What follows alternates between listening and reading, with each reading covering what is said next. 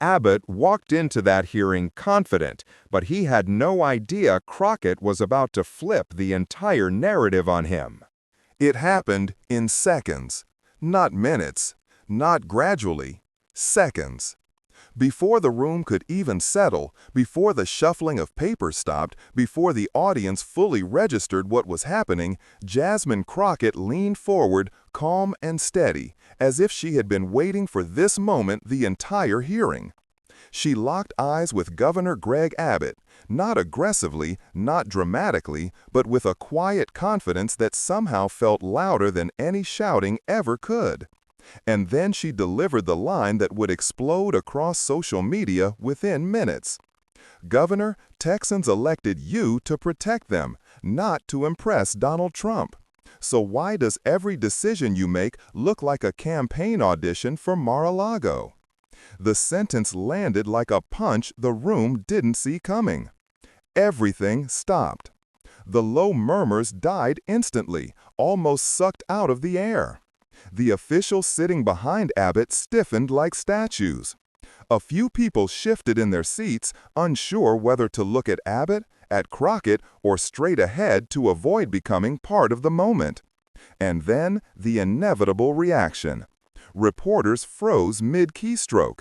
Some literally paused with their fingers hovering over their keyboards.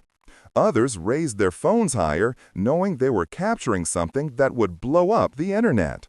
Cameras snapped toward the two like magnets. The operators leaned in, tightening their shots. Every angle was grabbed: the wide shot of the room, the close-up on Abbott's face, the profile of Crockett delivering the blow with surgical precision. Abbott's expression shifted so quickly from practiced composure to something closer to shock that it immediately became a meme template online. Within an hour, people would caption it with jokes like, "When you realize the homework was due yesterday," "When you hear the truth for the first time all year." But in that moment, it wasn't funny. It was tense, it was raw, and it was real. This wasn't just another political disagreement. This wasn't routine partisan back and forth. This was a direct hit, and the entire room knew it. Abbott straightened in his chair, trying to recover. But Crockett wasn't done. She didn't raise her voice. She didn't lean back smugly. She didn't even blink. She just watched him, patient, silent, almost amused. And that made it sting even worse. Crockett's tone was soft, not weak, not gentle, but controlled in a way only someone absolutely confident in their facts could do. It was the kind of tone that makes every word sharper, because it's not desperate or emotional, it's deliberate. And Abbott felt that. For the first time since the hearing began, he looked like he was the one on the witness stand. As if it wasn't Crockett questioning him, but the entire state of Texas watching, waiting, demanding answers. A few seats away, an aide hurriedly scribbled notes. Another whispered into a colleague's ear. The tension didn't just fill the room, it pressed down on it. Crockett continued watching him, unfazed by the sudden attention. Her posture didn't change, her expression didn't crack. She didn't rush to follow up or pile on. She simply let the silence do the work. Because silence at that moment was louder than any argument. Abbott tried to smile, a small, strained twitch that didn't reach his eyes. It was the expression of someone desperately trying to regain control of a moment that had already slipped through his fingers. He cleared his throat. A reporter zoomed in on the mic. One camera angle captured the slight tightening in Abbott's jaw. Another caught the flicker of discomfort in his eyes. It was subtle, but crystal clear to anyone paying attention. Crockett didn't flinch. She didn't back down, and she didn't apologize for the question. She just waited. Her composure was almost unnerving. Not aggressive, not confrontational, just steady. It made her look like the only person in the room who wasn't rattled. Finally, Abbott opened his mouth to respond. But Crockett gently raised a hand, not rudely, not forcefully, but with the authority of someone who had every right to finish what she started. And she did. "Governor," she continued, her voice measured, "Texans need solutions, not political theater. They're not asking for your loyalty to a former president. They're asking for leadership. Your leadership." Another wave of silence hit the room. This time, it wasn't shock. It was agreement. Quiet, unspoken, but powerful. Several people nodded subtly. Others shifted as if relieved someone had finally said the thing no one else dared to say out loud. Crockett's tone never spiked. Her posture never stiffened. Her gaze never wavered. It was the kind of delivery that made her words land not like a jab, but like a truth bomb. The moment lingered. Long enough for cameras to capture every reaction. Long enough for the internet to prepare its viral clips. Long enough for Abbott to realize this wasn't a typical challenge he could shrug off. This was accountability. This was exposure. This was the truth, delivered calmly, directly, and powerfully. And for the first time, Abbott looked like he wasn't leading the room. He looked like he was being held to answer for it.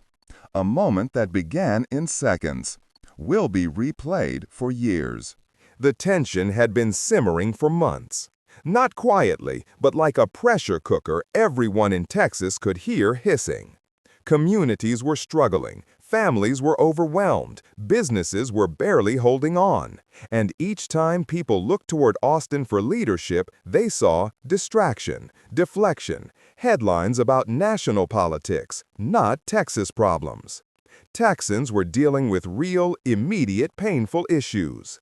Crumbling infrastructure, roads full of potholes that swallow tires, bridges in rural counties marked unsafe, city pipelines bursting every other month while water pressure dropped to a trickle, especially during heat waves, rising power grid concerns, winters that left families freezing, summers that pushed the grid to its breaking point. Texans didn't need reminders of the blackouts, they lived through them. They remembered choosing between heating and groceries, between running the AC or saving money for the next bill spike. Overcrowded hospitals in rural counties. Dozens of facilities were understaffed, underfunded, or shutting their doors entirely. Residents in small towns often had to drive hours, sometimes across county lines, just to find an emergency room that was open. Devastating property insurance hikes. Premiums were skyrocketing. Families who'd owned homes for decades suddenly feared losing them. Some saw their insurance triple overnight. It didn't matter if they were Democrat or Republican. Everyone felt the squeeze. Ongoing border chaos affecting small towns and families.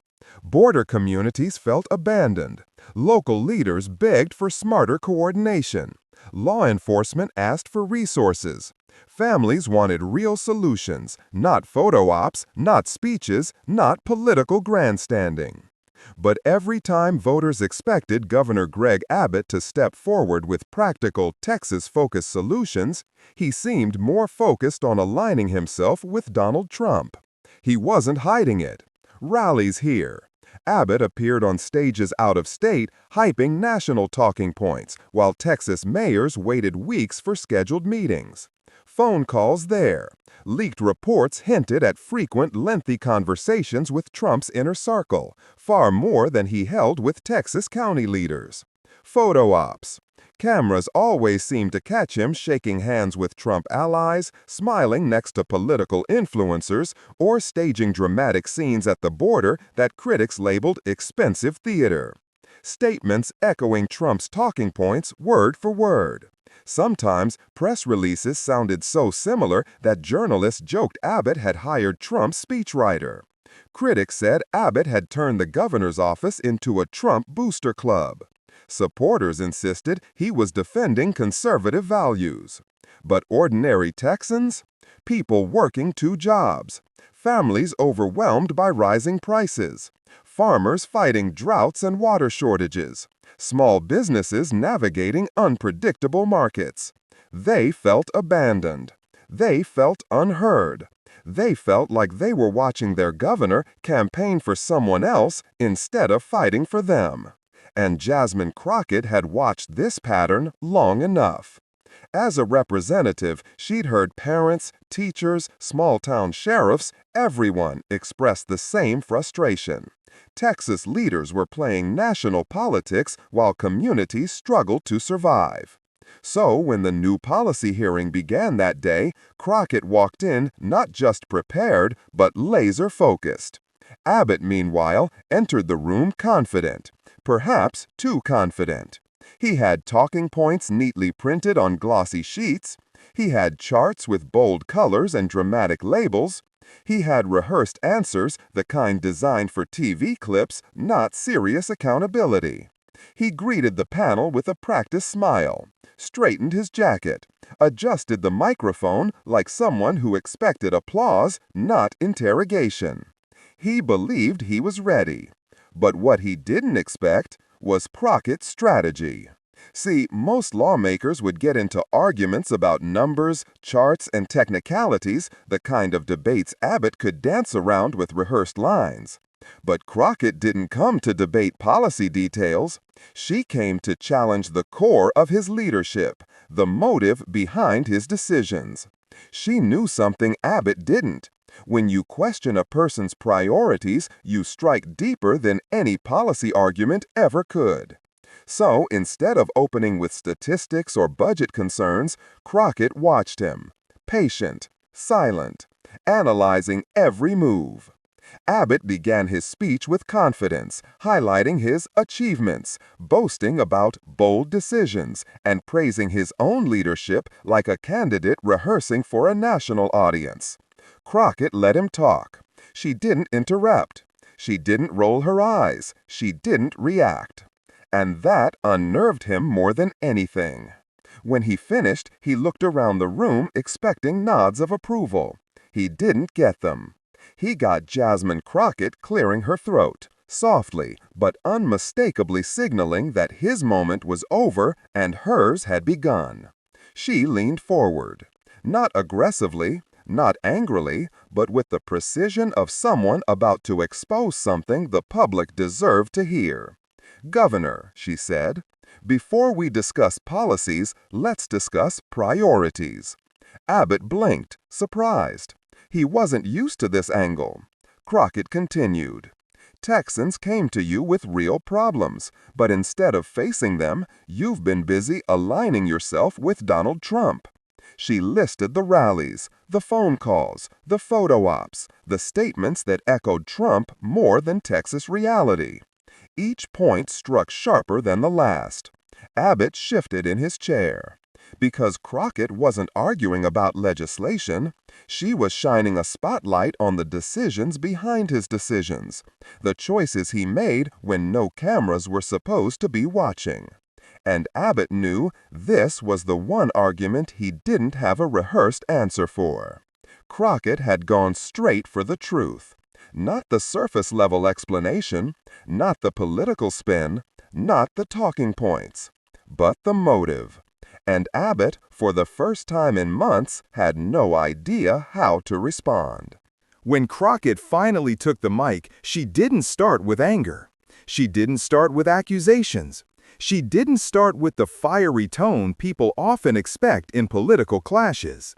Instead, she started with something far more disarming: questions. Simple, direct, impossible to dodge without exposing weakness. The kind of questions that make the truth uncomfortable. Her first one came smoothly, delivered with a calm that made the entire room lean forward. "Governor Abbott, how many Texans requested this policy shift?" It seemed harmless at first, a routine inquiry. But Abbott hesitated, a hesitation everyone in the room felt. The kind that lasts only a second but says everything. Crockett didn't flinch. She moved to the next. Can you show us data proving this benefits our state? Abbott blinked, shifted in his seat, shuffled the papers in front of him, the same papers he had proudly placed there minutes earlier. Still no answer. Before he could attempt a deflection, Crockett followed with the third blow. When did you last meet with Texas mayors to discuss these decisions? This time, Abbott opened his mouth. A sound came out, but not an answer, not clarity, just political fog. He stumbled, he dodged, he repeated buzz phrases, slogans, and lines that sounded suspiciously identical to speeches Donald Trump had delivered on the campaign trail. Reporters exchanged glances. Cameras tightened their zoom. One photographer whispered, "Oh, this is gonna be good." Because everyone knew Abbott wasn't answering, and Crockett knew it too. That was the moment, her opening. She leaned in, slowly, deliberately, like someone who was not only confident but absolutely certain of the truth she was about to reveal. The room grew still. Her voice dropped into a quieter, sharper tone, the kind that cut straight through a rehearsed speech. "Governor, you didn't answer a single question."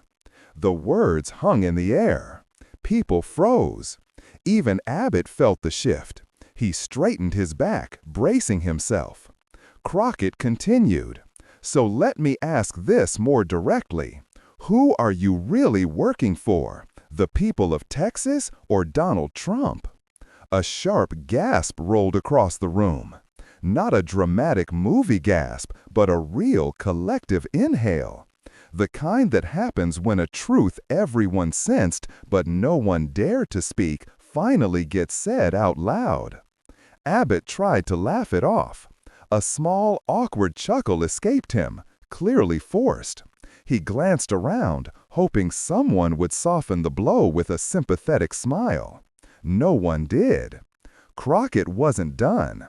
She didn't raise her voice. She didn't attack personally. She simply lined up the facts like dominoes and knocked them over. "You're pushing policies that hurt Texans, drain local budgets, and raise prices, all because you want Trump's approval. Texans deserve a leader, not a follower." Reporters started typing so fast, the room filled with the sound of clicking keys, like rain hitting a metal roof. Every word she spoke turned into a headline in real time. Abbott's jaw tightened. He attempted to defend himself, launching into a rehearsed speech about bold leadership, repeating the phrase 3 times as if repetition might make it true. But Crockett wasn't buying it, and neither was anyone else. She cut in at the perfect moment. Bold leadership is facing your people, not chasing someone else's spotlight. Silence. Heavy, loaded silence. It hit Abbott harder than anything else she had said. Because that single sentence didn't just question his choices, it questioned his entire identity as a leader. And in that moment, everyone in the room understood why Crockett was becoming a rising star in the national political conversation. It wasn't her volume. It wasn't theatrics. It wasn't insults. It was her clarity, her precision, her refusal to let political fog cloud the truth. Within minutes of those words leaving her mouth, reporters fired off tweets. Producers sent urgent messages to their newsrooms. Clips were uploaded. Hashtags started trending.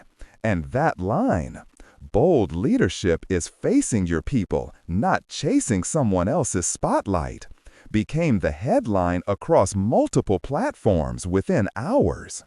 Commentators called it a masterclass in accountability, a devastating takedown. A moment Abbott will never forget. Abbott sat there, staring ahead, trying to recover his footing. But the dynamic had already changed. His talking points no longer felt strong enough. His rehearsed confidence began to crack. Because Crockett had done something rare. She didn't just challenge him, she exposed him.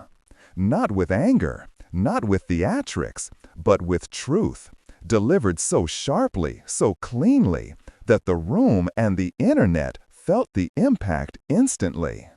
That moment didn't just become a clip. It became a statement, a turning point, a viral reminder of what leadership should look like and what it definitely should not. The moment Crockett finished speaking, Abbott looked rattled. Not just uncomfortable, genuinely thrown off balance.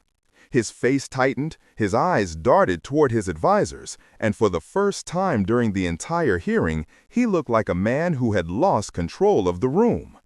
He cleared his throat, sitting up straighter as if posture alone could restore authority.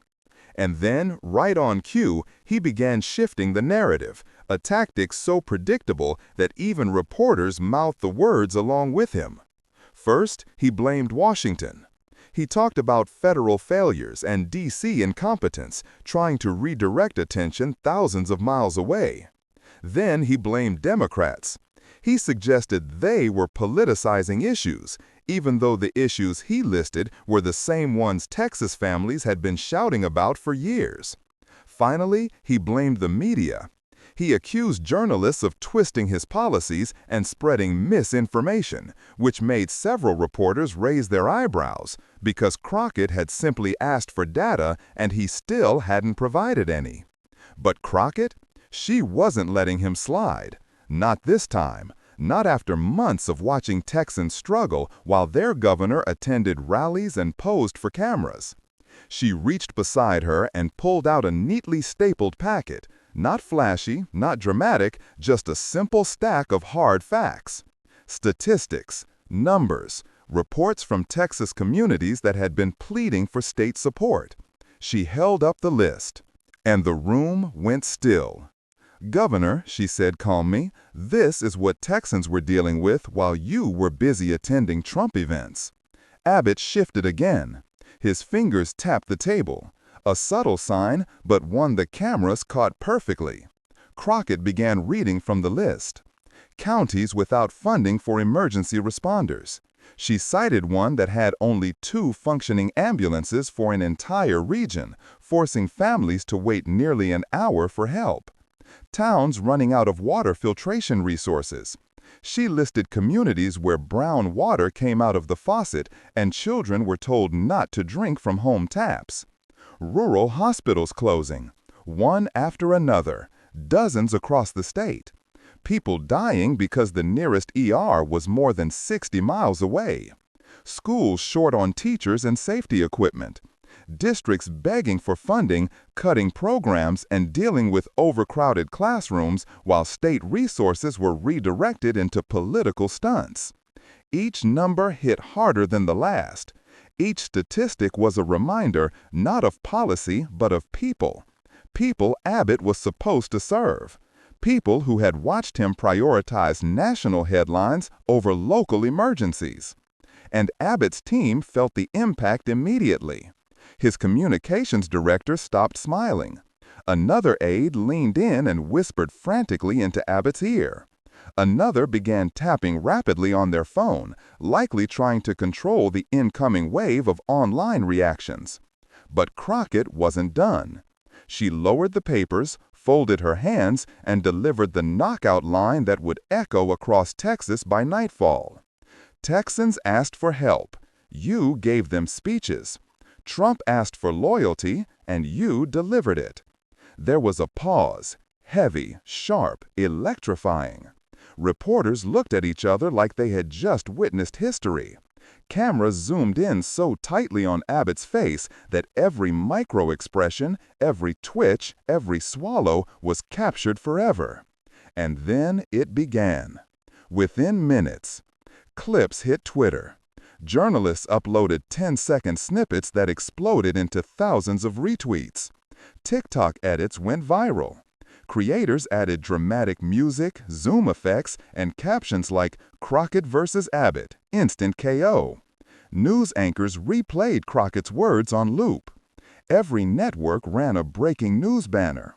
Some played the clip so many times that viewers memorized her tone, her timing, her expression. Hashtags took over trending lists. Hashtag Crockett versus Abbott. Hashtag Texas Truth. Hashtag Abbott Exposed. Hashtag Who Are You Working For? All hit trending within the first hour. Political commentators weighed in immediately. One analyst said Abbott looked cornered and unprepared. Another said the exchange exposed the governor's national ambitions more than his state priorities. Others called Crockett fearless, surgical, and the most effective critic Abbott has faced. But one tweet, one simple, brutally accurate tweet, summed it up perfectly. Jasmine Crockett didn't just question Abbott, she read him like a report card. And the grade? Not pretty. Within hours, memes were everywhere. Abbott sitting stiffly with captions like, "When the teacher says, 'See me after class.' When you didn't study for the test and she starts reading the answers." Meanwhile, Crockett's calm expression became a symbol of accountability. Some called it her truth face. Others labeled it the stare that shook Texas. By the end of the day, the hearing wasn't the story. Abbott's statistics weren't the story. The charts he brought weren't the story. Crockett was the story. Her words, her tone, her fearlessness, and the way she exposed cleanly, calmly, undeniably exactly where Abbott's priorities had been. It wasn't just a political moment. It was a cultural moment, a viral moment, a moment Texans would talk about for a long time. Because in that room, in front of cameras and reporters and aides, Jasmine Crockett didn't just challenge Greg Abbott.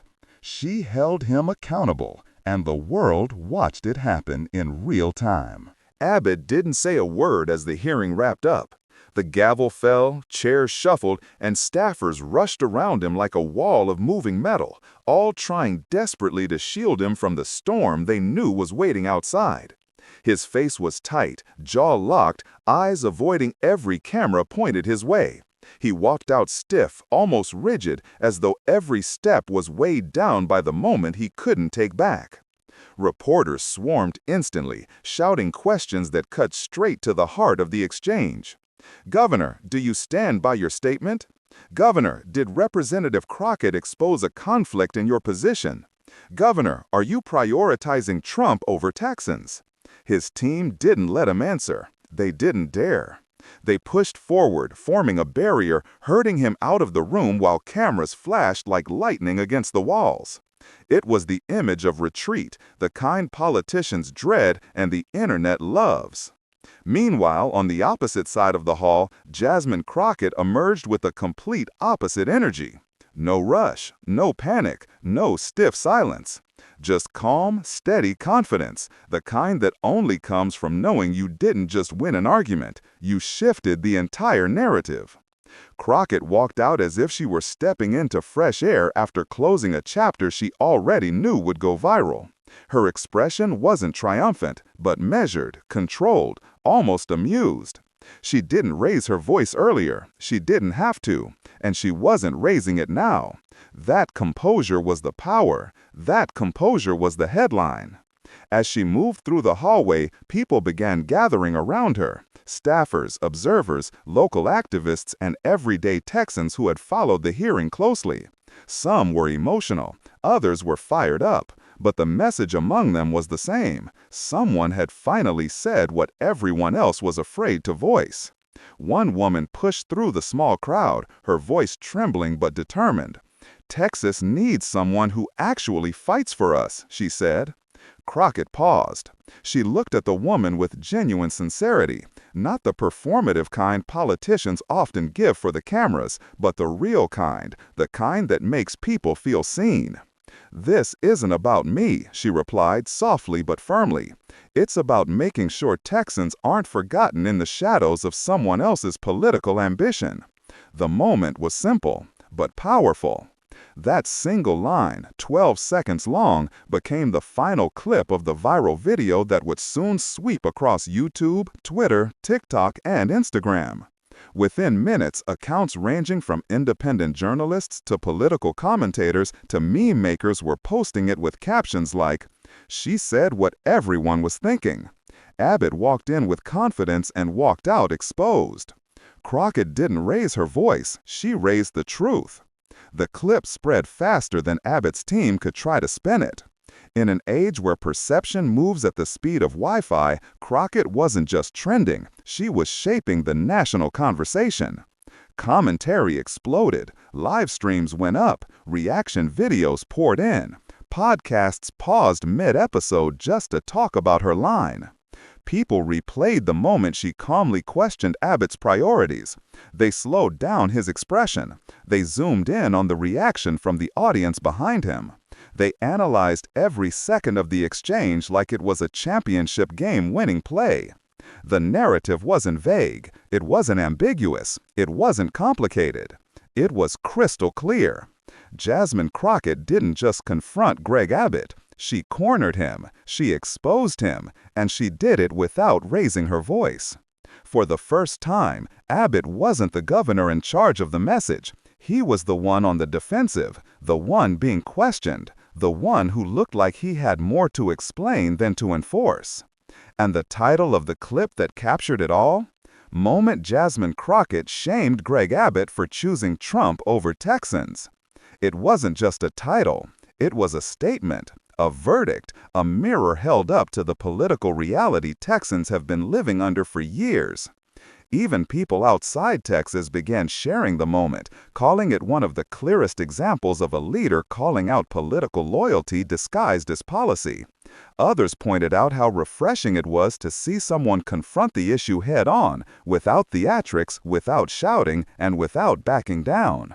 Crockett's strength wasn't in volume, it was in precision. Every word she delivered in that hearing struck exactly where it needed to. Every line carried weight. Every pause added pressure. And by the time Abbott walked out surrounded by staffers, the public already knew who had walked out in control of the narrative. What began as a routine oversight hearing ended as a defining political moment, one that revealed more about leadership than any speech or press conference could. Crockett didn't just call out Abbott. She didn't just criticize him. She exposed the uncomfortable truth. Texans deserve better than being treated as second place to someone else's political ambition. A hearing became a highlight became a viral moment, and that moment became a reminder of what leadership looks like when someone refuses to stay silent, even when the truth stings the most.